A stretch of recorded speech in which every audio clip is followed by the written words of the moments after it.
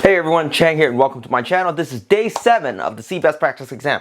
Now, for these series of problem, at least for today, right, the 5 problems, it's interesting. I actually really like the first 3 because it does focus on a specific skills that I feel like is not emphasized enough. The skill that's going to be focusing on is how to rewrite a specific expression. Oftentimes we see an expression, basically we are conditioned to just solve it, right? This one is slightly different. It's actually pushing you to understand the context of where each and every one of those numbers come from and how it could be manipulated so that one expression is equal to the other, right? So I think that is a wonderful skill. And for the first 3 problems, that's what's going to be focused on. The next 2 problems, if I remember correctly, is the ratio problem, which is wonderful. We did a whole video that is focused on, I think it was actually the first or second video of the CBEST practice exams questions, and the second one is a standard like sort of percentage question. So that's what we're going to be focusing on today. Let's move on to the first problem really quickly just so you can see what I am talking about, and it's actually quite fascinating. So let's begin. Alright, so this is our first problem, and yes, the wording is slightly different from the original problem itself because, you know, I'm lazy, and if you haven't seen my other video, you'll realize that I had this wonderful epiphany on why I shouldn't have to write the word problem word for word. Just bring the context of the problem and it's gonna be fine. So, this one right here, Antonio buys 4 notebooks for $3.50 each. The next day, he realizes that there is a sale, right? So he exchanges 3 notebooks that have gone on sale for $1.75 each, right? Antonio used the following expression. So this expression right here is the key. He uses this expression to basically paint his scenario, how much he's saving, right? He has 4 times 350 minus 3 times 175. So before we even look at the potential answers, we should get accustomed to trying to figure out where specific numbers come from. Luckily for us, for this problem, it's actually quite simple, right? 4, it says it right there. The 4 notebooks he buy. Then it's 350, well, that's how much it originally cost, and he subtracts it because guess what? He exchanged it, right? So he subtracts it, and then it's going to be 3 times basically $1.75 because he exchanged the 3 notebooks for $1.75 now each. So there you go. Now, which of the other expression could he have used? And so they have each and every one of these, and then what we can do, there's multiple ways to approach it. And I think actually each and every one of these potential method does have a benefit. It gets you really thinking about where the specific numbers come from and what it represents in terms of that problem. Then it basically gets you questioning whether certain expression makes sense. So for example, if you look at the first one, A is $3.50 minus $1.75. Does that make sense? No, right? Because we're talking about 4 notebooks and he exchanges 3 of them. There's a whole jumble of other numbers that's just not used. And here's a little test-taking strategy or tips. Guess what? If you want the 2 expressions to be equal to each other, if you simplify this to its bare pinnacle, right? You multiply it all out and then you subtract it, and then you simplify all this. If they're the same, there's a high chance that those are the ones they're looking for. If they're not the same, then there's 2 possible conclusions. You made a mistake, or that's not the answer. Plain and simple. So that one, just by reasoning, that's probably not it. This one, probably, because there's 3, right? 3 of the notebooks, all right, cool. And then we have 350 minus 175. That makes sense because originally they cost 350. Then he exchanged it and then wanted it for the sale, and it cost 175. But the last one he didn't exchange. So that one might be it. This one right here, 4 times 350. Okay, maybe just because, you know, that's how much you bought it. And then minus a 175. That doesn't make sense because he exchanged 3 of them. This one right here, I don't know why. They just wanted to combine numbers and dollar signs together, right? 4 times 3, and then all of a sudden you have whatever's left over, 350 times 175. If it doesn't make sense to that degree, probably not the correct answer. This one, same reasoning. I'm assuming they just carried it out, 12, and then all of a sudden instead of multiplying, they're adding the 2 numbers together. Doesn't make sense in any way. So, we know this doesn't work. We know this doesn't work. This doesn't work. This doesn't work. This is most likely the answer. Now, once again, if you want to check, just do the math completely. If both expressions are equal to the same final number, then they're probably the correct answer. So, once again, these problems are pretty good because it really gets you to understand the context of the number itself in relation to the problem, right? It's not just $1.75. What is it relating to? Oh, it's relating to the notebooks. And how many are the notebooks? There's 4 originally, and then there's 3, right? So stuff like that I think is actually really wonderful. The next problem plays on a similar fashion. They're going to give you an expression. They're going to ask you again to find one that is very similar. So let's move on to the next problem. All right, second problem, number 32. I definitely got it right this time. You know, that whole fiasco with the other video. All right, Rudy needs to calculate 14% of 50. He does so by following 50 times 14 over 100. Perfectly legit, right? Because remember, percent per 100. That's where that comes from, right? So this is absolutely correct. Wonderful way of going about it. Which other expression could he have used? Well, we have a lot of these different ones, and actually it's quite entertaining when I was writing down the potential answer, because it looks like they just took the numbers and then they were just throwing parentheses, division, multiplication, and any combination they can just to trip you up. So once again, always verify. If you have extra time, just multiply this all the way through, get one specific number. If you really want to check, probably don't check all of them, just get rid of all the ones that are blatantly obviously wrong, and then afterwards check which one you think it is. After you multiply, divide, or whatsoever, you carry out all the expression. If the two numbers are matching, then you have gotten it correct. So let's look at this. All right, the first one, 14 over 100 minus 50. I have no idea why they would put it that way. It's an interesting looking problem, but that's not it. Right? Second one, 50 divided by 14. That can trip up a lot of people because that looks pretty close, right? But here's the thing, right? This one is multiplying 14 over 100. Even if we were to convert this into decimal, which, well, actually that's the key to this problem. If you convert this to decimal, you realize they're completely different expressions. So this doesn't work. This one right here, 14 over 50 times 100. If you really want to simplify and everything, yeah, that's fine. It ends up being what? 100 divided by 50, that's 2, so it's 14 times 2. Definitely not anywhere close to this guy right here, right? And then we have this one right here, which is 14 divided by 50 all over 100, which is interesting, but not it. This one is the answer. And the plain and simple way is, if you can see this one, hopefully at this point we're pretty comfortable with percentage, decimals, and fraction, and how you can basically convert one format to another, right? This one right here, we should be able to see 50 is still the same. 14 over 100, if we wanted to convert it, that is 14%, but more importantly, in decimal form, is 0.14. So this and this is exactly the same. So this is a good problem.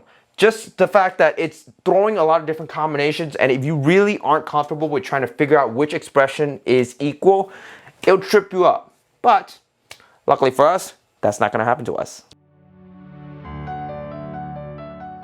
All right, so this is our third problem that basically require us to find similar or exactly the same expressions. So here it is, right? We have this scenario. Saba's grade, she has her quiz average is 83%, her test average is 79%, and her final average is 88%. Now, it has this sort of confusing, I guess you could say, criteria, but luckily for us, the overarching goal of this is just to find same expression, right? It does sort of trick you in thinking, oh man, I must be very comfortable with average. I know exactly what it is. Yes and no. If you know the definition of average, it is wonderful. It will help you with this problem. If you don't let it hinder you in relation to this problem. So you have this idea that the test counts twice as much as the quiz, and you have the final counts twice as much as the test. Now, her overall average, they actually give you an expression already. They do 83, and as you can see, this is sort of their starting point, their reference point, because we know that as a quiz, right, 83, and then we know that test counts twice as much, so it does that, right, 79, but they do it twice. And then we know that the final counts twice as much as the test, so it technically 4 times as much as the quiz, right? So then they use the final, and they do it 4 times. By definition of average, it means that you get all these numbers, however many there are, right? 1, 2, 3, 4, 5, 6, 7, then you divide it by that number.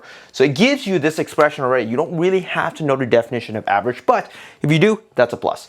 So which other expression could she have used? Now, this one, embarrassingly enough, I actually, when I first went through this problem, I did make a mistake, and that was my fault for being careless. I was jumping on it super quick. So I like the format of the potential answers because basically it's out to get you. If you jump too quickly, right, immediately just glimpsing and thinking that's the correct answer, chances are you might make a mistake, right? Or it could just be me. So there it is. So the first one, 83 plus 2 times 79. Okay, so that's probably what it's talking about, 2 times 79, and then 4 times 88. That's pretty good. And then it's all divided by 7. That's not bad. The only problem is that 83 needs to be divided by 7 as well. So A is out of the question.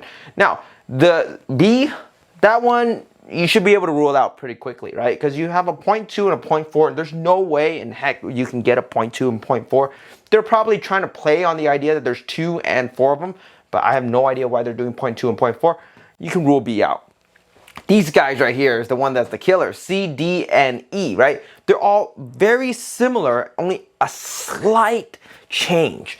You have 83 plus 2 of the 79, which is wonderful, plus 4 of the 88, which is wonderful. But up here, right, all of them are the same except for out here. Divide by 0.7. 0.7 should not be even in consideration. It has nothing to do with anything, so we can rule this one out. Now, these guys right here, divide by 1 over 7 or times 1 over 7. Now, that's the trick, right? Remember, you're originally dividing by 7. This one right here is very tempting to say divided by 1 over 7. But remember, when you are dividing a fraction, you flip and multiply. So this ends up being multiplying 7, which is not the case, right? Then that means this would conflict. This one right here, luckily for us, we know that it's going to be multiplying 1 over 7, which is the same as divided by 7. So in the end, the answer is E for this one, right? So this is a really good one. It's written in a way that can be confusing just because it's giving you so much information, and they write all the potential answer in a way that it is actually really easy to make a mistake if you rush through it. So be careful with this. Awesome problem. Let's move on to the next two, which actually has nothing to do with the expressions in any way, shape, or form. It's bringing up previous skills that we have gone over that I'm sure you guys can solve right away. So let's move on to question number 4. Alright, so here we have it. You guys should recognize this. This is one of those proportion, ratio kind of problem. Now, you have this table. They tell you that it is a relationship between x and y, and then what would be the missing value of y. Now, this is just a pet peeve of mine, just because the missing value, don't put x, right? This is what we're going to be solving. It's that one value that is missing. Now, luckily for us, the ratio proportion in terms of working in this particular exam doesn't get really complicated. It's usually a pretty straightforward thing. It's very linear. So, of course, the be all end all way of approaching it is just, you can always just do cross multiplication and then just be done with it, right? You pick any of the value. You can pick something as simple as, let's just say 1 on one side and 3 on the other, and this one is going to be 2.5 on one side and the other we don't know, and then you cross multiply, you solve for that question mark, and you will be done with it, right? That's one way to go about it, and it is very quick, actually. Now, the other way is actually to see the change, which is actually pretty interesting. Right? So here to here, you can see that's just an increase of 0.5. And realize, notice that it's always going to be the same thing. Right? This is also plus 0.5. This is also plus 0.5. And then here is also plus 0.5. Right? So it doesn't get complicated. You can really just see and look at it and see what the difference is. Here you can sort of see the difference as well. This is what? 1.5, right? Plus, and then this one's plus 1.5. Then you can sort of guess, right? Probably plus 1.5, and then whatever that missing number is, test it out. If I add 1.5 again, would I get this? Well, this one here clearly is plus 1.5. So chances are, just by adding 1.5 to this number right here, you'll find the answer. And if you add 1.5, that's 7.5. And then if you have 7.5 and you add another 1.5, yeah, that makes sense. So it fits perfectly, right? So once again, there are plenty of practices for this kind of problem. It's actually very simple. It's always increasing in a linear fashion on both sides. So as long as you have a handle on that, you're good to go. If you're always worried or concerned in any way, definitely just do cross multiplication and you will be done with these kind of problems at a snap of a finger. So let's move on to the last one, problem number 35.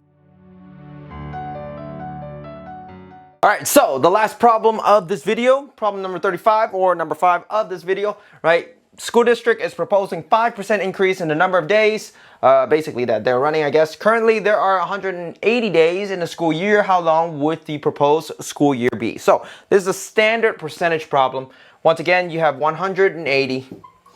And there's two ways to go about it, which is actually technically the same thing, right? So you have 180 and you try to find 5% of it. So what you can do is you can just multiply it by 0.05, because this right here is just basically 5 out of percent, 100, right? So 5 out of 100, which is 0.05, and then afterwards, whatever you get, you basically add it to the original number. So that one is 9, I believe. So the proposed would be 189, right? Of course, there are other ways to go about it. 180 times 1.05 is the same thing, 189. Now, this one, again, it's a common way of writing it. A lot of people really like writing it this way because this right here, that 1 is technically your 100%, your original, right? So you have your 100% right here, and then this right here is your extra 5%. So if you have your 100% plus your 5%, all these are percent, you have 105%, right? So let's just do that, percent. My handwriting is atrocious right now, percent. And of course, if you convert it into decimal, that means 105 divided by 100, you do get that 1.05. So if you're ever wondering why a lot of them end up looking something like this, that's why. They're just going through all this. It looks lovely in terms of just writing an expression that's very clean. But other than that, you can always just go step by step. I want to find 5% of this, of the original, basically school year, and then I'm going to add it to the original, and therefore you have your final answer. Standard percentage problem, that's probably going to be as difficult of a problem that you will see in the CBEST exam. So definitely there are plenty of different variations of this problem. You can practice it until your hands give out on you and you'll still find more problems. So there you go, percentage problems. All right, so there you have it. That's problem number 35. So we have another 15 problems left and then we will be completely done with the CBEST practice exam. Now, here's the thing. I'm not hoping that you guys just watch these videos and get the answer. If that's your purpose, that's wonderful, but I'm hoping that you guys get a little bit more out of it, right? I understand it's tiring. A lot of these problems, it doesn't matter to you nearly as much just because, you know, they're really weird problems. As you guys can see throughout the different videos, I nitpick on those as well, right? Certain problems irk me. Stuff like wasting words, right? You want to be as concise as possible. We don't need all the gory details. Or, you know, certain problems are written in such a wonderful way in terms of testing skills. Other are written so poorly because it butchers the idea of testing for that skills, right? So hopefully with this, you guys gain a broader knowledge of just problem design, problem approaches, how to solve problems. I want you guys to focus on that more than just the problem itself, right? All right, if I haven't bored you enough, thank you for watching. If you haven't already, please like, comment, and subscribe. I will see you in the next 3 videos of CBEST, and then we're gonna go back into just going through math for fun, looking at odd, weird things, or specific common math problem that we would love solve just because we'll probably encounter them in test quiz, so on and so forth, right? The world's our oyster. We'll just go on from there and see what happens. All right, see you in the next video.